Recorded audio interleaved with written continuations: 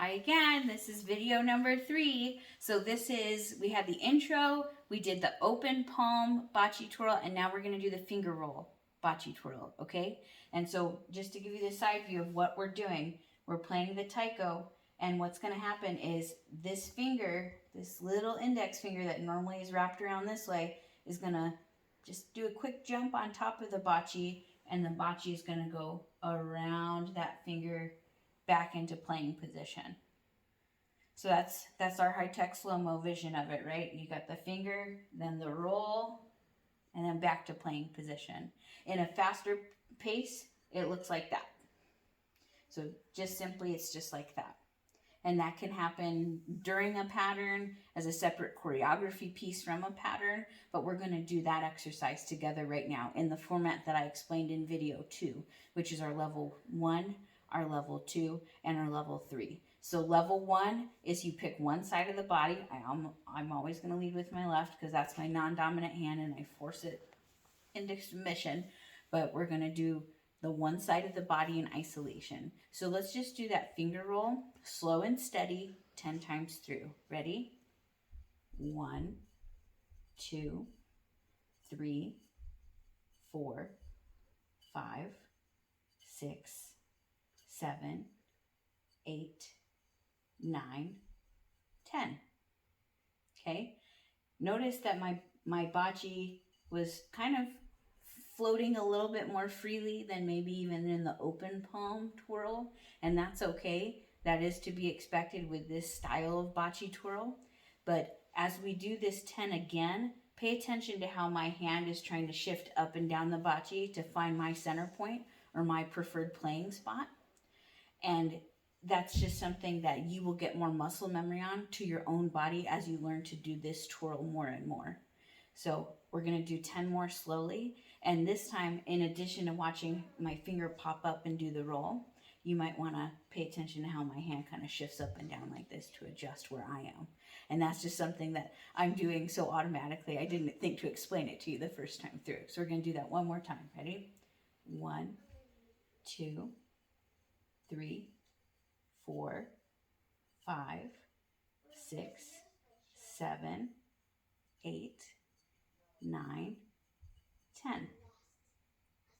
And with each one of those turns, you end in a position that is strike ready. So I like this bocce twirl quite a bit because it is functional. You can put it in a fast-paced song or a slow-paced song. It's got a lot of versatility in that way, but it is pretty vulnerable when it's rolling over that finger. There is more risk, I should say, to drop the bocce on this one. So just keep that in mind. It looks cool though, and I really am a big fan of it. So what we're going to do now is our level 2 version of that, which is together. So we're going to do right hand and left hand in unison, and we're going to do 10 of those together, just so you understand the rhythm of it. 1, see? There's risk in dropping it. Let's try that again. 1, 2, 3, 4, 5, 6, 7, 8, 9, 10. Okay? You're going to pick up very quickly when you do them in unison at the level 2, which hand needs a little bit more work. Because if they're pointing in different directions or not spinning as fast or kind of angled away from each other and not parallel, that would be indication that maybe you need to work on the flexibility and the control in one hand or the other.